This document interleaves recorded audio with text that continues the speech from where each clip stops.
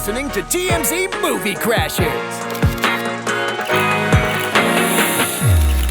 Welcome back to TMZ's Movie Crashers. I'm your host, Fabian Garcia from TMZ. I'm your host, Paige Catton from toofab. Lots of movie news, per usual. Yes. We're going to quickly go through a list of stuff that we're not going to discuss at length today. Honorable mentions, as we like to call them. Yeah. Including the fact that Tobin Bell, did you hear about this? He's coming back as Jigsaw in the new Saw movie. I don't know if you know who that is? I don't know who that is. You never I saw a photo, but I know. You never seen Saw or any of the Saws? No. Okay, damn, that's crazy. He's a big deal. He's the Jigsaw. He's the original. I saw a tweet about that. And he died. And anyway, so I don't know how they're bringing him back, but he is coming back. That's a big deal. This one got a lot of headlines actually. Marlon Wayans defending white chicks against cancel culture, even though, in my opinion, no one was really even trying to cancel white chicks. No. He was just responding to an interviewer from BuzzFeed who basically just asked a very clickbaity question. You know, I think the premise was like, oh, do you think white chicks would be able to get made today? And he said, well, I think movies like that need to be made today, and I can't with this generation, yada, yada, yada. I got to be honest, I don't think white chicks, it's not that white chicks couldn't be made today because of the content or because it's controversial. I don't think it's that. I just think that those types of comedies, those like lowbrow comedies from the 2000s and early 2010s, they don't make those movies anymore. Stupid funny. The stupid comedy movies, they don't make those movies anymore at all. So that's why white chicks wouldn't be made today. It has nothing to do with cancel culture. And yet, Marlon Wayans defending white chicks. I love white chicks, so there you go. It's a classic. It is. Big news. Henry Cavill, again, confirming that he is in fact back as Superman. We already knew that last week because it was reported. Now he's on video saying, I am back. Thank you for your patience, yada, yada, yada. There you go. That's kind of the big spoiler of Black Adam, which I know you're going to talk about more later. Henry Cavill's back as Superman, and there's going to be at least one more movie, possibly more. Yeah. Lois Lane is trending this morning. People are saying, should they recast Amy Adams? Should they not? A lot of Amy Adams defenders saying that she should be left to reprise the role, despite the fact she's a bit older. She's like 48 or something. She's an older woman, so that's interesting. Ant-Man, the new trailer for the Ant-Man and the Wasp came out. Quantumania, correct. And Jonathan Majors as Kang the Conqueror. First look at that. That's very exciting. Yeah, he looks like a badass. Yeah. I'm not all that into Marvel, so I really don't give a shit, to be honest. But people are excited about it, so there you go. That's an honorable mention. Have you been hearing about this Bill Murray stuff lately? Man, oh man. Yeah, we've written a little bit about it too. A lot of Bill Murray stuff surfacing right now, a lot of accusations against him. Nothing like Me Too related per se, but people have basically just claimed generally, including Gina Davis, by the way, that he's a jerk and that he has acted inappropriately and that he is a kind of an asshole a little bit. Did you see the thing with Seth Green? I did see that. I did, and I believe it. So... yeah, Bill Murray needs to check himself because it's not 1985 anymore and you're not the shit anymore. Yeah. They're making a new Conjuring. Conjuring 4 is in the works. That's exciting, horror fans. And then Angelina Jolie playing an opera singer in an upcoming biopic. Joker 2 starting production, I think, next month here in LA and also New York City. And last but not least, I saw this morning on THR. Nicolas Cage. His payday has been bumped. He was making $1 million. That was like his minimum threshold for each B movie that he was in. Now, because of Pig, I don't know if you saw Pig a couple years ago. Or last year, I think it was. Pig was fantastic. Yeah. That was kind of a big turn for him. It was, and that's what THR is reporting, that his new minimum threshold of getting paid is $4 million because of that movie, and now he's in way higher demand for live action movies. So good for Nick Cage. Love Nick Cage. But we're not going to talk about that stuff today. We're going to talk about, well, first of all, we're going to start with the big motion picture, our biggest movie segment of the show, and we got to talk about this controversy. It's not exactly movie related. It's movie adjacent. Awards show. It's award show adjacent, Oscar adjacent. Yeah. And we're going to quickly talk about Sacheen Littlefeather, who famously or infamously, depending on how you look at it, made a speech back in 1973 at the Oscars when she accepted the award for Best Actor on behalf of Marlon Brando, but didn't actually accept it. She rejected the award, saying, I can't accept this. Marlon Brando's not going to accept this award because of Hollywood basically shitting on and screwing over indigenous people, Native Americans, how you guys portray us, how you guys treat us. She was citing some incident that happened that year or the year prior. And she was basically just speaking up for Native American rights. Got a lot of controversy at the time. There was like audible boos coming from the audience. And there were reports from both Sacheen and then other people that John Wayne had to literally be restrained backstage or off stage somewhere because he wanted to charge her and attack her. He had to be, the word is 6 guards had to hold back John Wayne to stop him from charging Littlefeather when she was on stage in 1973 during that award ceremony. And she has gone on to be a big voice in the Native American community, big time advocate. She passed away a couple weeks ago, or a few weeks ago, I believe. Breast cancer. Yes. And then the other sort of news about her recently, about a month or so ago, the Academy officially came out and finally apologized to her formally all these years later, saying we screwed the pooch back then, because they didn't really apologize to her back then. They just kind of let it be. And that was like one of the biggest Oscar moments of memory that I can, Will Smith's up there obviously too. But it was a big deal at the time. And, and she passed away, she died. And in the wake of her passing, a woman wrote an opinion column this weekend for the San Francisco Chronicle, interviewing her sisters and basically calling Littlefeather sisters, calling her a fraud. That they basically claim that she is not of indigenous descent at all. She's not a Native American at all. She has no Native American ties or blood, and yet for all these years, she has passed as a Native American. And her sisters are saying that's BS. That she's Mexican. Her legal first name is like Maria something. That her father has like ties to from Mexico and everything. She's not Native American at all, and yet the claim from this column is that she's a pretendian. That's what they were calling her. That's what the author was calling her. Jacqueline Keeler. Jacqueline Keeler. And look, the other thing about this is that this has really kind of divided the indigenous community. There's a lot of people saying that Jacqueline Keeler is a bit of a bad actor, that she has doxed and outed people before, and that she seems to be on this vendetta of going after quote unquote pretendians, at least people that she thinks are pretendians in her eyes. And people say that she doesn't operate in good faith. I'm not sure if that applies in this case because these are her sisters that are saying it. But there are some people who believe that Jacqueline Keeler that the sisters didn't know. Yeah, I read that too. And that she fed it to them. I read that too, that like basically the sisters might have been under the impression that they had Native American roots or something, but Jacqueline Keeler, I don't know what sort of evidence she offered them. But basically said, you're actually not Native American. I don't know, maybe she did like a family tree thing or something like that. I guess that's possible. Yeah. But in any case, the point is that they're accusing Sacheen Littlefeather in death now, who can't defend herself, saying that she's a pretendian, that she's not actually Native American, shame on her. And it's kind of it is kind of controversial because people in the Native community kind of question, well, what does this mean? What does this mean to her legacy? And my quick take on it before I pass it to you is this is very much in the same sort of ballpark, at least in my opinion, as Rachel Dolezal. Rachel Dolezal, a white woman who infamously passed as a black woman for years and years and years, but was actually doing good things in the black community.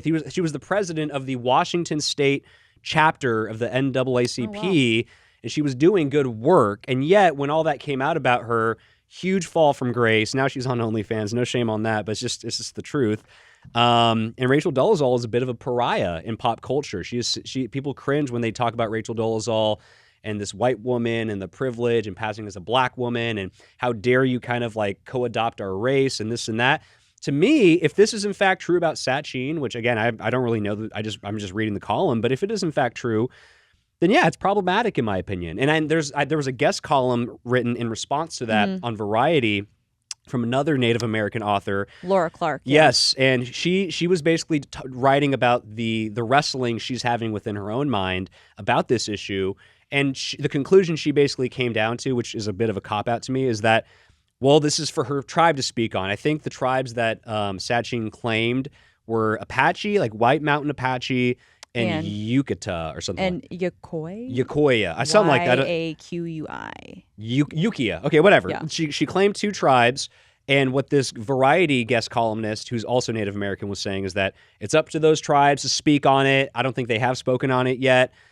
She was saying that like within tribal nations here, there's actually a blood count. Yeah. There's a blood count you have to have. And she was saying some tribes put more stress on that than others. Yes. Yeah. And she just kind of threw her hands up and said, look, Sacheen Littlefeather has done great work for the Native American community. And basically what I kind of gleaned from what the author's point of view was, is that that trumps the work she did, the good work she did on behalf of the Native American community, trumps her potential lie about being Native American. Yeah. And I got to say, if I disagree with that, Okay. well, it's complicated. I mean, two things can be true at once, I suppose. But in my opinion, if Rachel Dolezal is going to get treated as a pariah, and I understand this woman is dead now and she can't defend herself, and I that's a it's a shame this kind of came out now in the wake of her death, and I also suspect there's some suspicious motives there behind that too that I want to point out. Yeah, I was gonna. But again, if it is in fact true, it is problematic. It's problematic, despite the good work she might have done on behalf of the Native American community. To me, it's problematic. Kind of in the same vein as Rachel Dolezal. She was problematic. It doesn't matter what good work she did. It's problematic. So the fact that people are kind of like picking and choosing when they want to get up in arms about something like this, because they're picking and choosing here. Sacheen Littlefeather's dead, but a lot of people are making excuses like, well, we don't know. And, they're throwing every excuse out to basically kind of brush this off. It's like, oh, it's not that big of a deal. It is a big deal. If she did, in fact, lie, in my opinion, it's a big deal. And that's all I really got to say about it. Where do you land?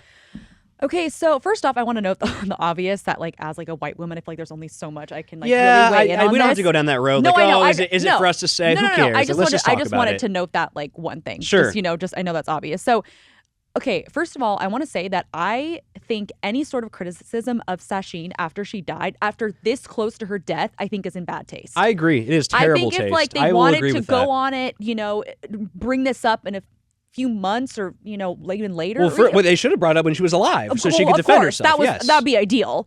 But I think the timing, like you mentioned, is very suspicious. I think this supports that Keeler, the columnist, it has a vendetta against Littlefeather. Perhaps. Because why would she just immediately 3 weeks after Sacheen dies? Who knows when she went and talked to the sisters? Right. We don't know how long this has been in the works. Yeah, right. I mean, who knows? Maybe if I don't want to, in a conspiracy territory, right. but maybe she had this waiting until she died or something. I mean, I hope not. That'd be just right. pure evil. Right. But I just think any sort of criticism of her after she died, this soon after her death, I think is really in horrible taste. I agree. And again, we mentioned how some people have said that Keeler possibly pushed this on the sisters, and the sisters had no idea. Yes, I was reading that too. Yeah, that they believed that they had Native American heritage. Right. So basically, what people are saying, not to interrupt you, but basically people are claiming that Keeler went to the sisters, convinced them that hey, you're actually not Native American. Now, give me some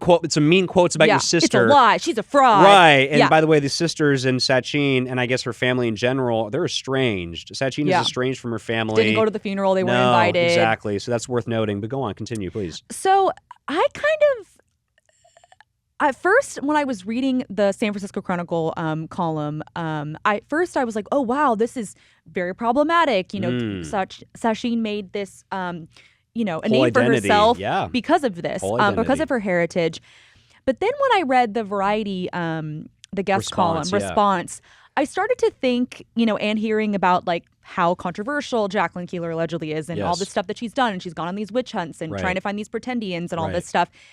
Part of me believed the San Francisco Chronicle stuff less. Now, I obviously feel like she must have had some sort of evidence to support this, but I feel like it's sus, and I'm not sure if I 100% believe her. Yeah, I mean, it's hard to say because we don't have whatever material as she's looking at. But unlike what I do think that it is, if it is true that she didn't have Native American heritage. Sorry.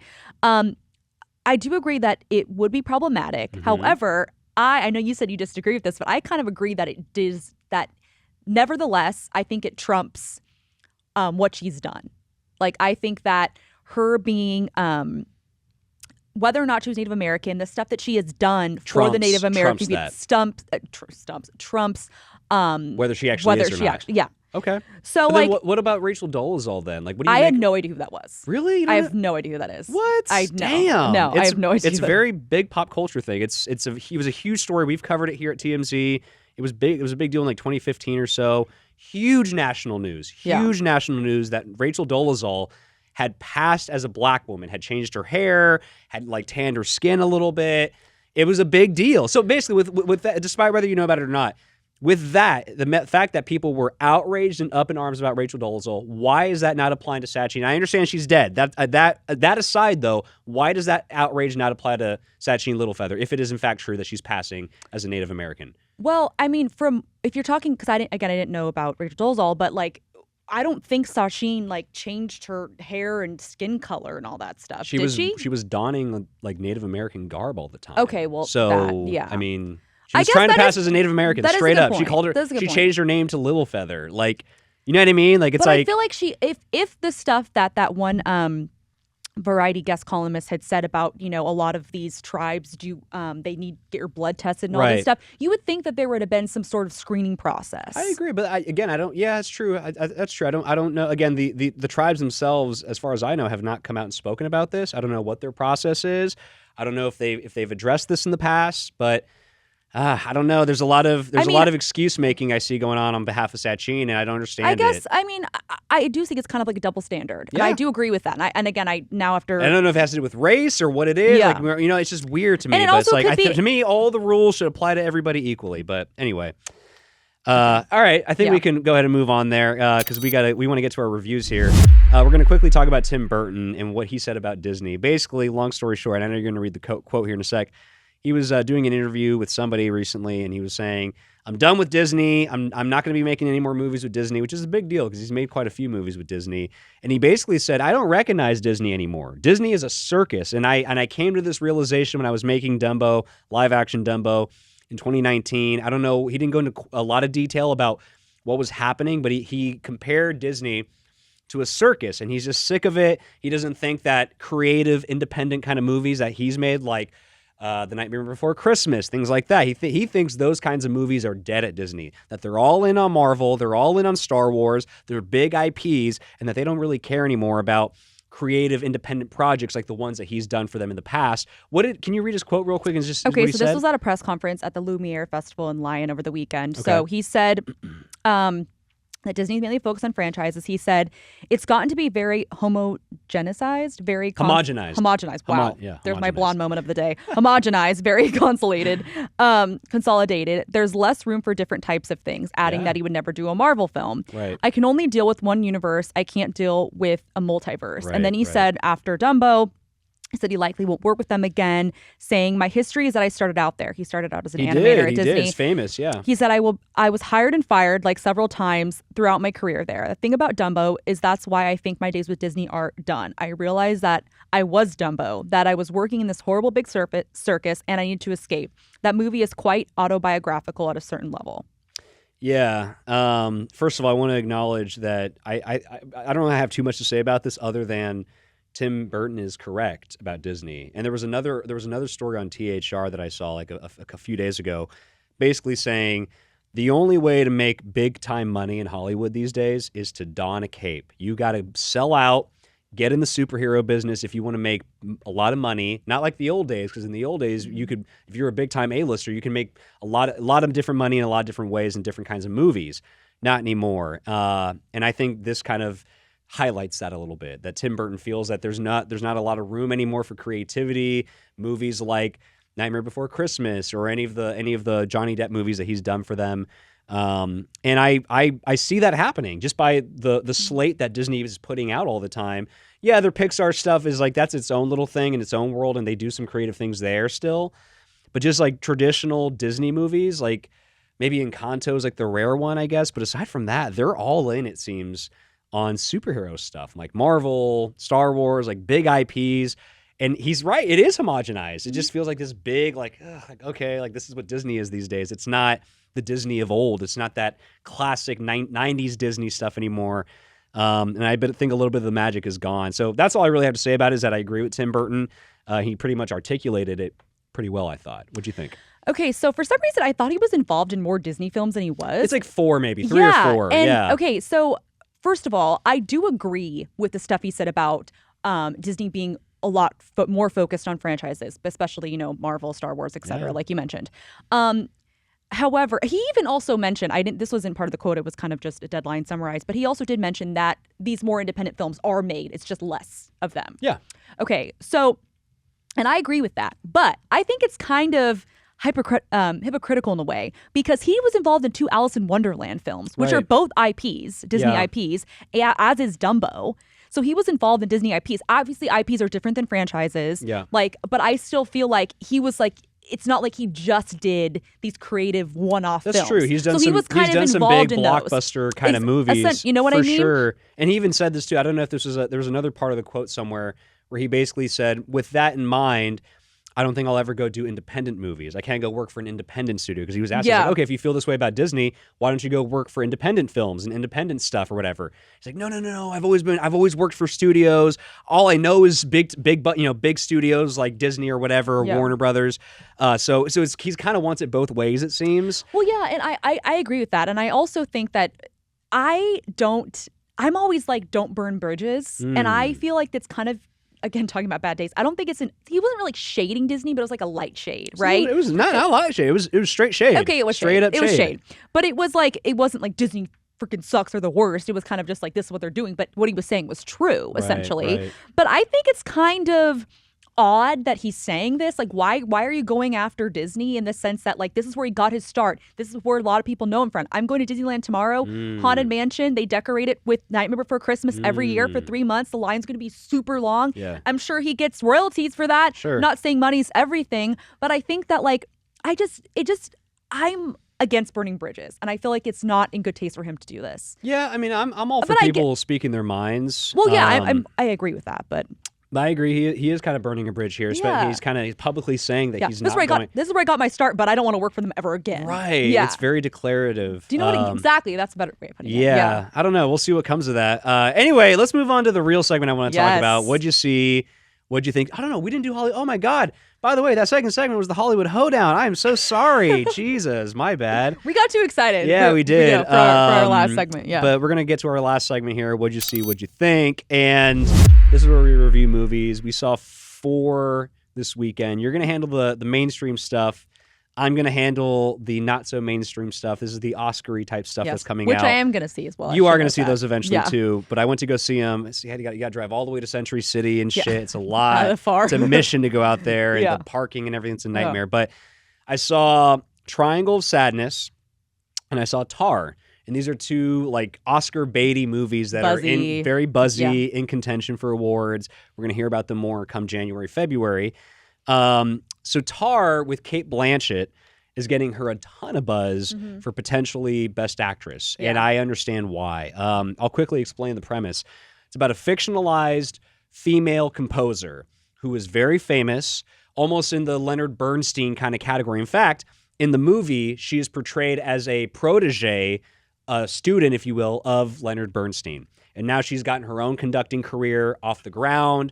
She's doing very well, doing these like big New Yorker like chats and stuff like that, like this very fancy schmancy kind of stuff. And she lives in Berlin with like her girlfriend, who's part of her Berlin orchestra that she conducts. That's like her main gig is the Berlin orchestra. She heads it up. And it's very interesting. And Cate Blanchett is playing a lesbian, obviously, right? And Tar is very well spoken, articulate. That's her last name, right? Yeah, her name is Lydia Tar. Okay. Lydia Tar. Articulate, well spoken, very smart, very uppity, very snooty. Also, as the movie comes to show you, a predator. She preys on women. She preys on women, young girls who want spots in her orchestra or people in her fellowship, because she has a lot of fellowships and things like that. And the movie basically kind of follows one student. It never shows you the relationship, but at the beginning, it introduces you this girl who's fascinated by Lydia Tar and wants to talk to her. She's like, "Can I get your number?" And Lydia Tar, being the older woman, should say, "No, that's inappropriate. You're not going to get my number. I have a girlfriend. I have a daughter with this woman too. They've like adopted a daughter and stuff. They're raising this little girl." But Lydia Tar apparently engages in that relationship, takes advantage of this woman apparently, and then most of the movie follows the aftermath of that. This girl that she supposedly preyed upon or whatever kills herself. And this scandal follows Lydia Tar throughout the movie until finally it blows up in her face. And along the way, you see how she kind of sets up her own ruin. She's mean to people. She betrays people. She thinks she's better than other people. People that are considered allies, like her personal assistant, for example, who's like one of her closest allies throughout the movie. She betrays her and doesn't offer her a certain position. And then the assistant goes and leaks all this stuff about her. And it starts escalating and escalating. And it's just such a fascinating look. It's like a Me Too movie focused on a woman, though. And I don't want to give too much away, but In the end, Lydia Tarr has this tremendous downfall. And when you see the final shot of where she's conducting in the end, from where she was at the beginning, it's eye-opening. And it was a tour de force performance by Cate Blanchett. People have been saying that. I'm here to confirm it. It's so damn good. And it's a long movie. It's like 2 hours and 38 minutes or something like that. It's long, it's slow, but it's good. Like I love those long, slow movies. I love them. Real quick, if you had to decide right now, if it was Michelle Yeoh versus Cate Blanchett, who would you choose for Best Actress? I'd still go Yeoh. Just because Everything Everywhere All at Once was such a raw, humanizing performance, and it was just it touched an emotional chord that, even though Cate Blanchett's performance is out of this world as well, it's in a different type of light. It's a little colder, a little more removed. Michelle Yeoh's was just a tearjerker. I feel like they're the front runners. I agree, and I think Michelle Yeoh takes it, in my opinion. We'll see. I also saw Triangle of Sadness, another buzzy kind of movie. I think it won top honors at Cannes this year. And the co-lead is a woman named Yaya in the movie. That's her character name, and her boyfriend is named Carl. It's hilarious. But that actress, Charlie, I forget her name, Charlie something, but she died. We covered it here at TMZ. That we broke that story. This actress, Charlie, again, forgive me, I'm forgetting her last name. She passed away like suddenly on the heels of doing press for this movie. She was at the award shows, at the red carpets. Was she older? She was younger. She's like 30 maybe at most. She's a beautiful model. Oh, I remember that. Yeah, yes, she passed away suddenly out of nowhere. Yeah. I don't know, some kind of illness. It's unexplained. God, such a good performance from her in this movie and her boyfriend. But the premise of the movie is these two models are dating, male model, female model, very good looking couple. They have like their issues. It's very much so a dark comedy, but basically the movie plays out mostly on a cruise. They go on this like very bougie, expensive luxury cruise based out of Europe. So the standards of service are even higher than here in America, because they're especially when it comes to like high-end clientele. All the passengers are very rich and wealthy, businessmen, magnates, all this kind of stuff. And the movie shows that the staff will go to any lengths to please the customers. You never say no to the customers, and it plays out hilariously. Is it kind of like White Lotus-y? Kind of White Lotus-y, yes. Okay. It's very White Lotus-y, actually. Funny you mentioned that. Yeah. Like that's an adjective now, White Lotus-y. Yes, and then Woody Harrelson plays the captain of the movie, he's an alcoholic though. So he's like, it's hilarious because he's a terrible captain. And there's a very now infamous 15-minute vomit scene that happens because they end up hosting the captain's dinner, which is like the main dinner for the week. During a stormy night, the boat's rocking and going crazy. There's a storm outside, and they're feeding people like caviar and like oysters and all this like very fishy food. Ew. And it's so funny because like even as people are yakking and people are like vomiting everywhere, the staff is still dedicated and committed to just staying, be on your best behavior, service the customer, like more champagne, sir. It's like, like yakking on them. It's so goddamn funny. And then after that, the rest of the movie plays out because the cruise gets attacked by pirates.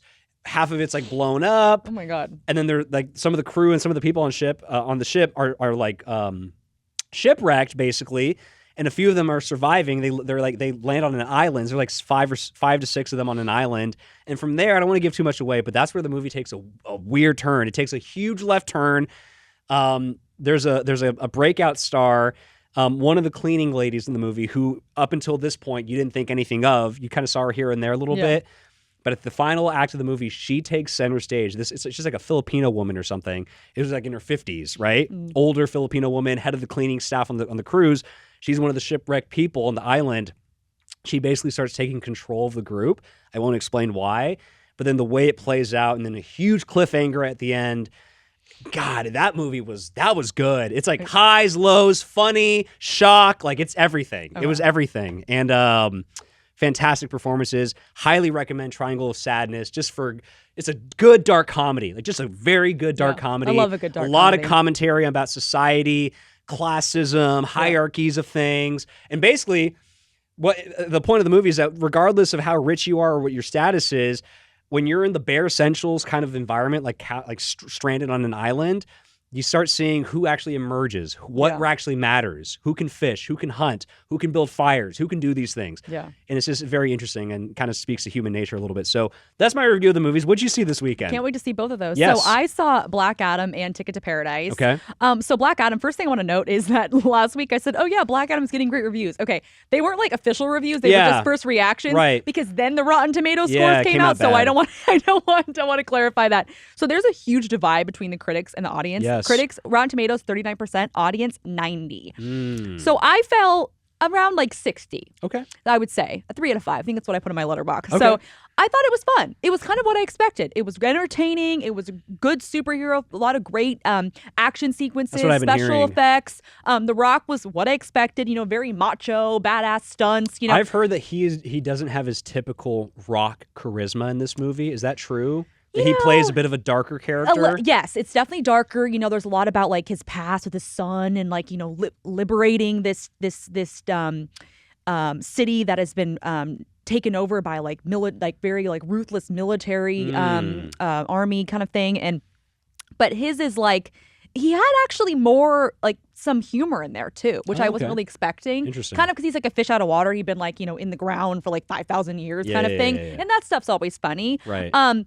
So, yeah, I mean, it wasn't like some mind-blowing film. Like, The Rock didn't give some, like, deep emotional performance or anything. Right. But he played a fine superhero. Okay. I'm looking forward to seeing, I'm looking forward to seeing what he does moving forward, especially with Superman and Shazam and everything. Yeah.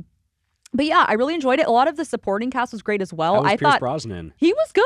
Yeah? Pierce Brosnan was good. Good things about him. He was probably one of the highlights, but my favorite was definitely Aldous Hodge as Hawkman. Okay. Not only because he's easy on the eyes, but his character was just great. I just really, really liked that character. Okay. Not a lot to say there, but I just really liked his character. Noah Centineo was great in it. Brought some comedic relief. I feel like it could have been a little bit longer. To be honest, it was like 2 hours and like 4 minutes, which for superheroes, like on the shorter side, I feel like usually they're like pushing 2.5, 3 hours. Right. Which, you know, that's debatable. A lot of people have their opinions on that. But it was basically like the super like never ending actions scene. Wow. There was like some breaks in there, but it kind of kept going and going. And I was actually in the, you know, the AMC has like the Dolby Cinema. Yeah. Where the seats like shake. Oh, nice.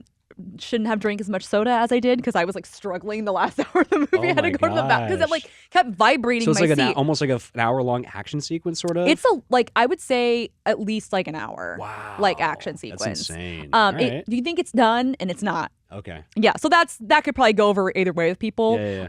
But it was really good. It set up the next film very well with of course with the end credit scene. Yeah.